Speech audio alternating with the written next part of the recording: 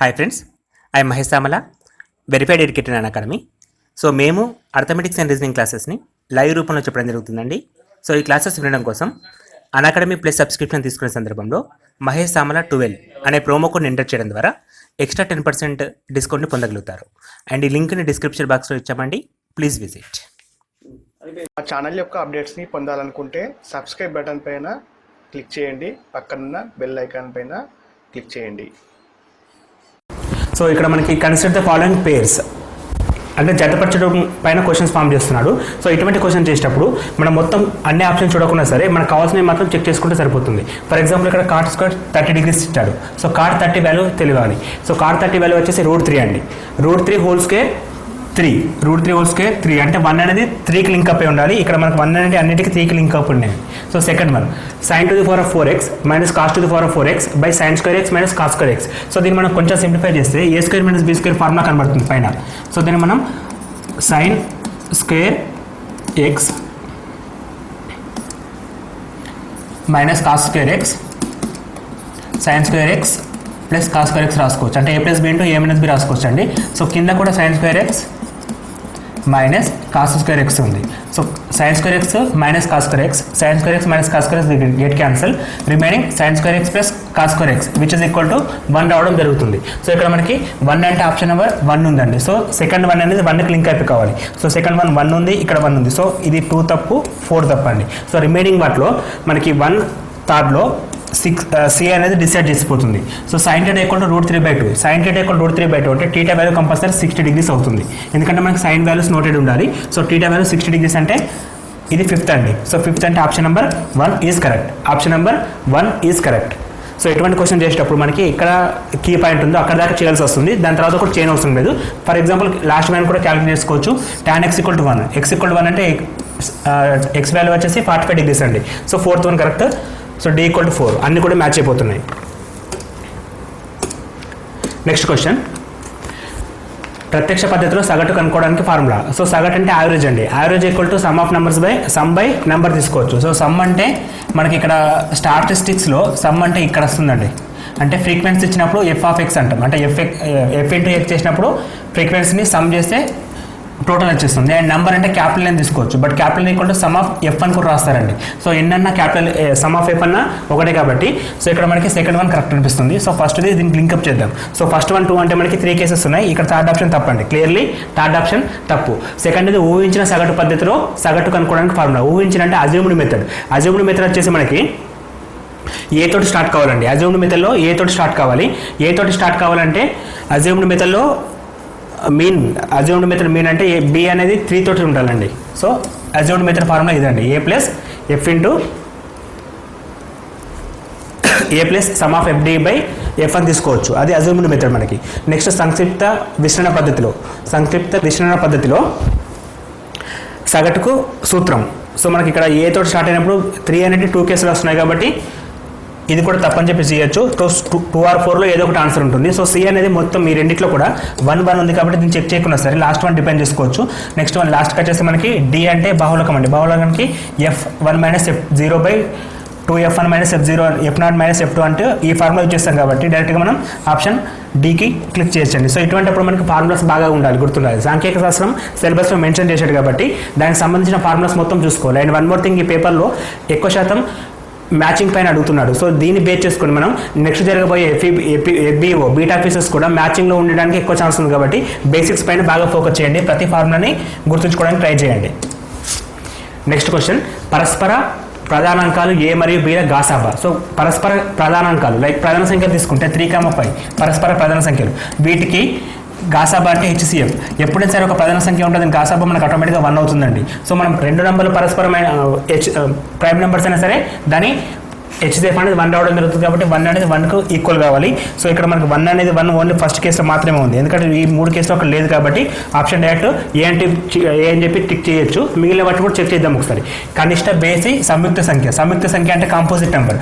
Composite number అంటే which is not prime number. And clearly composite number అంటే ఇక్కడ మనకున్న ఆప్షన్లో 2 అనేది కాంపోజిట్ నెంబర్ కాదు, అది ప్రైమ్ నెంబర్. 4 అనేది సంయుక్త సంఖ్యని, కాంపోజిట్ నెంబర్. కాకపోతే ఇక్కడ ఇది బేసి సంఖ్య కాదు, బేసి సంయుక్త సంఖ్య అని అడిగాడు. సో బేస్ సంఖ్య అంటే 9 అండి. ఇది కంపోజిట్ అండ్ లీస్ట్ 1 అండి. ఎందుకంటే మనకి 2 కానీ 4 కానీ 3, 5, 6 ఇవన్నీ కూడా కాంపోజిట్ నెంబర్సే, కాకపోతే బేస్ సంఖ్యలు కావు. సో మనకు బేసి సంయుక్త సంఖ్య దట్టు కనిష్టం అంటే 9తో స్టార్ట్ అవుతుంది. సెకండ్ వన్ ఈజ్ 4 ఉండాలి, అది కూడా మ్యాచ్ అయిపోయింది. నెక్స్ట్ కనిష్ట సరి ప్రధాన సంఖ్య, ఓన్లీ ప్రధాన సంఖ్య 2 మాత్రమే ఉంటుంది, అది కనిష్ట అయినా గరిష్ట అయినా ఒకటే ఆప్షన్ కాబట్టి ఇది కూడా మ్యాచ్ అయిపోయింది. కనిష్ట సరి సంయుక్త సంఖ్య అంటే 4 అండి, ఎందుకంటే 4 అనేది composite number that least 1. So మనకి ఇక్కడ కూడా 3 మ్యాచ్ కావాలి, అన్ని కూడా మ్యాచ్ అయినాయి కాబట్టి ఆప్షన్ నెంబర్ 1. ఇక్కడ మనం మొత్తం కూడా చేయడం అవసరం లేదు, ఫస్ట్ ఒకటే మ్యాచ్ అయినప్పుడు 1 అని ఉంది కాబట్టి మిగతా కేసులో 1 లేదు కాబట్టి ఆన్సర్ టిక్ చేయొచ్చు, కాకపోతే ఫర్ ఎక్స్ప్లెనేషన్ కోసం చెప్తున్నాం. నెక్స్ట్ ప్రాబ్లం a = 1, 2, 4, 7, 14, 28 అంటే దీనికి ఇప్పుడు సమితి నిర్మాణ రూపం రోస్టర్, ఇది సెట్ బిల్డర్ ఫామ్. ఇక్కడ సెట్ బిల్డర్ ఫామ్ అంటే డిఫరెంట్ అండి, సమితి నిర్మాణ రూపం అని చెప్పంటాం. రోస్టర్ ఫామ్ అంటే ఇదండి, ఇది set builder farm. So set builder ఫామ్లో మనకి ఈ డెఫినేషన్కి అంటే ఇక్కడ ఇచ్చిన సమితికి సరైన డెఫినేషన్ మనం బిల్డ్ చేయాలి. సో సరైన డెఫినేషన్ అంటే ఫర్ ఎగ్జాంపుల్ ఇక్కడ -2 to 2 అని చెప్పాడు, ఇక్కడ -2 లేదండి, 2 తోటి ఆగలేదు. సో ఇది కాదు మనకి. సో n² - 1 చెప్పి ఇచ్చాడు. n² - 1 అంటే ఇది కాదండి, ఎందుకంటే ఇక్కడ మనకి 8, 7 అనేది స్క్వేర్ మైనస్లో రాదు కాబట్టి. అండ్ x వచ్చేది 28 కారణాంకాలు, 28కి కారణాంకాలు అంటే ఇక్కడ ఉన్నాయని కూడా 28కి కారణాంకాలే, ఎందుకంటే ఇవి మాత్రమే ఉంటాయి 28 కారణాంకాలు కాబట్టి 1 అనేది 3కి సమానం. సో ఇక్కడ 1 అనేది 3 అన్నిటిలో ఉన్నాయి. సో నెక్స్ట్ తీసుకెళ్తే 0, 3, 8, 15. సో ఈ క్లియర్గా గమనిస్తే 1² - 1, 2² - 1, 3² - 1, 4² - 1 which is equal to n² - 1 కాబట్టి సెకండ్ వన్ 2 ఉండాలి. సెకండ్ వన్ 2 ఆప్షన్లు ఉన్నాయి, అంటే ఫస్ట్ వన్ కాదు, ఇక్కడ ఫోర్త్ వన్ కాదు, ఈ రెండింటిలో ఏదో ఒకటి చెక్ చేయాల్సి వస్తుంది. అప్పుడు మనకి C డిసైడింగ్ ఫ్యాక్టర్. C అంటే 3, 6, 9, 12, 15 అండ్ ఇవన్నీ కూడా 3 యొక్క గుణిజాలే, ఎందుకంటే 3, 6, 9, 12, 15 ఇవన్నీ 3 టేబుల్ వస్తాయి కాబట్టి 3 యొక్క గుణిజాలు దట్టు << 15. సో మనం ఇక్కడ మనం Cని 4గా కన్సిడర్ చేస్తాం. 4 అంటే ఈ ఆప్షన్ కరెక్ట్ అండి. అండ్ లాస్ట్ వన్ కూడా మనం చెక్ చేసుకోవచ్చు, -2 to 2 అంటే ఇక్కడ ఇచ్చాడండి ఫస్ట్ వన్. సో ఇది కూడా మనం టాలీ చేసుకోవచ్చు, ఓవరాల్గా ఆన్సర్ 2 రావడం జరుగుతుంది. నెక్స్ట్ క్వశ్చన్, ఒక క్రమ వృత్తాకార శంకు వక్రతల వైశాల్యం అంటే శంకు అంటే కోన్ అండి, కోన్కి వక్రతల వైశాల్యం అంటే లాటరల్ సర్ఫేస్ ఏరియా అంటాం లేదా కర్వ్డ్ సర్ఫేస్ ఏరియా అంటాం. Curved surface area of cone which is equal to πr/l. Formulas ఎంత పర్ఫెక్ట్ ఉంటే బెనిఫిట్ అండి. ఇక్కడ డైరెక్ట్ ఫార్ములాస్ మీద క్వశ్చన్స్ ఉన్నాయి. సో ఫస్ట్ వన్ 2, ఇక్కడ ఇది ఒకటి తప్పండి, మిగిలిన 3 ఏదో ఒకటి కరెక్ట్. అండ్ సెకండ్ వన్ క్రమ వృత్తాకార స్తూపం వక్రతల వైశాల్యం. స్తూపం అంటే సిలిండర్, సిలిండర్కి మళ్ళీ lateral surface area curved surface area of cylinder which is equal to 2πrh. 2πrh అంటే ఆప్షన్ నెంబర్ 1. ఇక్కడ ఆప్షన్ నెంబర్ 1 అంటే ఇది 3 ఉంది కాబట్టి ఇది కాదు, అయితే 2 or 4లో ఆన్సర్ ఉంటుంది. నెక్స్ట్ Cకి వెళ్తున్నాం. Cలో అర్ధవృత్తాకార అర్ధగోళ వక్రతల వైశాల్యం. అర్ధగోళం అంటే హెమిస్పియర్కి వైశాల్యం which is equal to 2πr².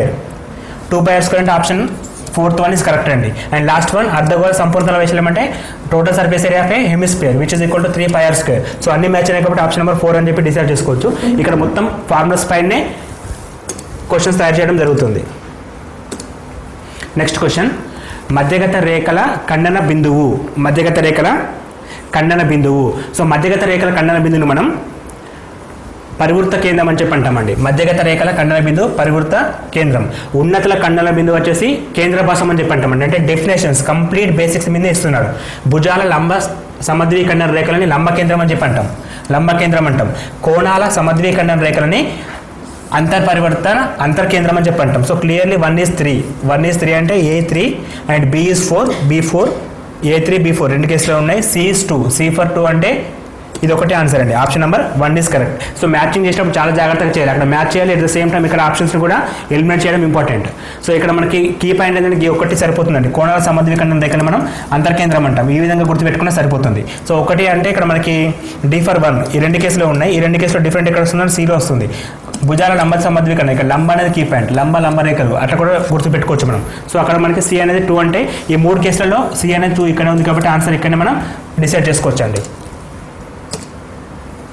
Next question, 2 వరుస పూర్ణాంకాల మధ్య భేదం. 2 వరుస పూర్ణాంకాలు అంటే -∞ నుంచి +∞. పూర్ణాంకాలు అంటే ఇంటీజర్స్ అంటే మనకి -∞ నుంచి పూర్ణాంకాలు అంటే 0 to స్టార్ట్ అవుతాయి అండి. సో ఇక్కడ మనకి వరుస పూర్ణ సంఖ్యల మధ్యలో భేదం అంటే ఏదైనా ఒక 2 నెంబర్ తీసుకున్నప్పుడు మనకి 2, 3 నెంబర్ తీసుకుంటే వీటి భేదం ఎంత వస్తుంది అంటే 1 రావడం జరుగుతుంది. అంటే ఒక బేస్ సంఖ్య ఎన్ని నెంబర్స్ అండి, మనం ఇప్పుడు 12, 13 తీసుకుంటే వీటి డిఫరెన్స్ 1 వస్తుంది. సో అనేది బేస్ సంఖ్యను చూపిస్తుంది. సో వరుస పూర్ణాంకాల మధ్య భేదం అనేది బేస్ సంఖ్య తీసుకోవచ్చు మనం. నెక్స్ట్ వరుస శూన్యేతర పూర్ణాంకాల లబ్ధం. సో 1 అనేది 2 ఇక్కడ ఉంటుంది కాబట్టి ఫస్ట్ తప్పు అండ్ 4th వన్ తప్పు. సెకండ్ ఆర్ థర్డ్లో ఆన్సర్ ఉంటుందండి. సెకండ్ అండ్ థర్డ్లో సారీ 1 అనేది 2కి సమానం కాబట్టి ఈ రెండు తప్పండి, ఐదర్ ఇది లేకపోతే ఇందులో ఆన్సర్ ఉంటుంది. సో సెకండ్ వన్ చూస్తే మనకి సెకండ్ వన్ రెండిట్లో కూడా బి ఉంది కాబట్టి సెకండ్ వన్ చూడవసరం లేదు. థర్డ్ వన్లో రెండిట్లలో ఒక థర్డ్ అండ్ ఫోర్త్ ఉంది. సో థర్డ్ వన్ తీసుకుంటే 0 అని ఒక నెంబర్ తోటి పూర్ణాంకంతో భాగిస్తే భాగఫలం మళ్ళీ కంపల్సరీ 0 వస్తుంది కాబట్టి ఇక్కడ third correct. So option number 3 correct. అట్లా చూడకపోయినా కానీ రెండు వరుస శూన్యేతర పూర్ణాంకాల లబ్ధం ఎప్పుడైనా సరే దీని ప్రోడక్ట్ మనకి 6 వస్తుంది. దీని ప్రోడక్ట్ మనకి 12 into 156 వస్తుంది. సో రెండు నెంబర్స్ కూడా ఏవే నెంబర్స్ కాబట్టి ఒక సరి సంఖ్యను చూపిస్తుంది. So second one 1 correct, third one 3 correct and fourth one కనిష్ట పూర్ణాంకానికి 3 సార్లు కలపగా వచ్చే ఫలితం అనేది 6 వస్తుందండి. కనిష్ట పూర్ణాంకానికి 2ను 3 సార్లు కలపగా, కనిష్ట పూర్ణాంకం అంటే 0 అండి, కనిష్ట పూర్ణాంకం 0, దీనికి 2ని 3 సార్లు కలపగా ఆన్సర్ 6 రావడం జరుగుతుంది. అంటే దీనికి 2ని 3 సార్లు కలిపితే 6 వస్తుంది. సో కనిష్ట పూర్ణాంకం 0ని ఇండికేట్ చేస్తుంది. సో ఆ విధంగా కూడా మనం 4th ని కరెక్ట్ ఆన్సర్ చేయొచ్చు. Option number 1 is correct option ఇక్కడ.